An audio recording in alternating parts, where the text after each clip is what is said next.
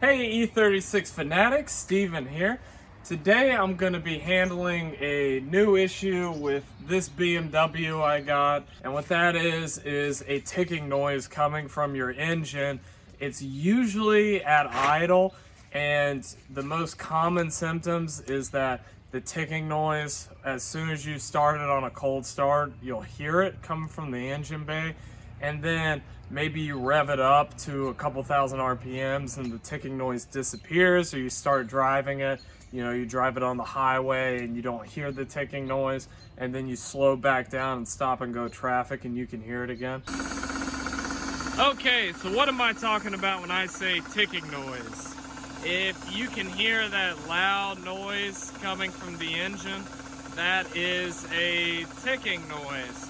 And you want to distinguish that from other noises that you could be having with your engine, such as a rod knock or a rattle noise, which would suggest a diagnose issue.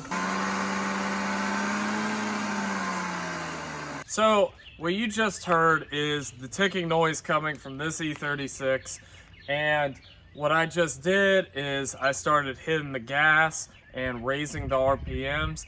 And if you're listening, you notice that the ticking noise went away as soon as I raised the RPMs above like 2,500, 3,000. The ticking noise goes away, and then when it drops back down, after I've been running it for a little bit, the ticking noise is still kind of there, but it's much less pronounced than it was when I first started this engine at a cold start. That points to that you have a hydraulic lifter issue. It's super common on BMWs, especially as these things get older. Dirty oil and sludge in the engine is the most common cause of this lifter tick. What happens is you get sludge in the areas around the hydraulic lifters, and that will cause the additional noise. Okay, so here's my trusty mechanic stethoscope. These are super cheap. If you do any work on your vehicles, or your backyard mechanic, or do some work on various cars, this is a super cheap tool to have, and it's pretty useful. I bought this from Harbor Freight. I think I paid like $5, maybe $8 when I bought it originally, and it comes with a little extension. So basically what this tool is used for is if you're looking for a ticking noise or some sort of sound coming from your engine, you want to try and narrow down the options. This tool is pretty good for narrowing down the where the sound is coming from. Anyways, I'm gonna pull off this plastic cover right here. It's really easy. It's just two little nuts on this. So I got the engine running. I got my stethoscope, and all you need to really do is touch different areas. This is your vanos right here, and you're gonna want to just touch different areas around the top of the engine. So first off, the way to avoid this problem from occurring, or limiting at least your risk, is to just maintain your BMW correctly and change the oil, and don't let the oil get too low, because that's a quick way to cause a lifter tick problem, is if you let your oil run too low. There's one thing I do to shut up the lifters before I want to consider actually going deeper into the process, and that means actually opening up the valve cover, pulling off the camshaft, and changing out the hydraulic lifters. And that thing I do, especially when it already needs an oil change, is I do something that's basically like a deep engine flush. All I do is I take a half can of seafoam or a little bit more. I got mine right here, and I dump it into the engine, and I let the car run for like 5 to 10 minutes, let it warm up and idle that way.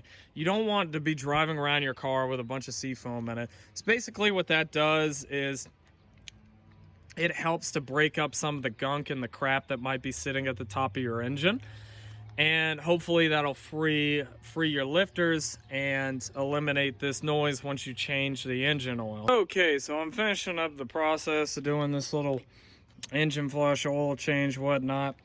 As you can see, the oil's black as night. And part of that is because of the sea foam. It'll make your oil really dark fairly quickly. I finished up the oil change and the engine flush, turned the engine back on. Didn't really do a thing. I listened a little bit more with my stethoscope, my mechanic stethoscope, and I figure out that the noise is really coming from my serpentine belt area. So what you do is, first off, you make sure that the engine's cold. You don't want to do this when, you know, you've already been running the car. And what I did is I pulled off both the serpentine belt and the AC belt, and after that I just started up the car. As you can see here, with nothing attached, the car runs pretty beautifully, actually. So that's great, you know, now I know that the problem is coming from my serpentine belt area, but where exactly? So, to do this, and I have another video on changing a tensioner pulley. As you can see, my tensioner pulley is right down here. And it's still spinning, spinning, spinning. It's supposed to have some resistance to it, and it's got nothing. So I know that the tensioner pulley's seen better days. Then I look at my water pump pulley, and I noticed, well, it's gone now, but I noticed when I was first playing with it that it was actually shaking a bit. I'm like, oh no, what is that? So I went ahead and bought a new water pump, thinking that the bearing inside the water pump had gone bad, and when I took a closer look, I realized that the bolts going into the water pump pulley were actually loose, and the water pump pulley was going all over the place. And not only that, one of them is missing. So now I'm gonna pop these bolts back in and tighten them up and change this tensioner, since I know it's seen better days. Might as well change it while I'm here. And then we'll see if my noise is gone. So what started with just a little ticking noise and figured that it was the lifters has turned into me changing a tensioner and tightening up a water pump pulley. As you can see here, this bearing shot, it's supposed to be tight, and this thing don't even turn. It's supposed to be tight like that. It's not. If you end up having this problem, you gotta change this pulley. It's 2 bolts. So as we can see here, the annoying ticking noise is gone. Engine still doesn't sound all that good, but hey, it sounds a whole lot better than it did. And in this job, you know, as you've seen, this is kind of the process that I sometimes have to go through when you hear some weird noise. You start off with, well, you got a ticking noise from the engine bay. What is it probably? Probably the lifters, but let's take a stethoscope and double check, make sure it's the lifters. Okay, it sounds like it's coming from there. We haven't done an oil change. Let's do an oil change. Did that, so sound didn't disappear. So then I looked in a different area. I looked in the belt area, and I'm like, hey, you know, noise sounds like it's coming from the water pump or the tensioner. Replace the tensioner, check the water pump. The pulley's bad. And the bolts are stuck.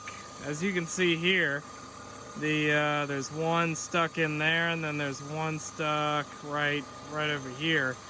2 of the bolts were stuck in here, so I ended up replacing the water pump, which I replaced about a year and a half ago. So this ended up taking a lot longer than I thought, but it ended up working.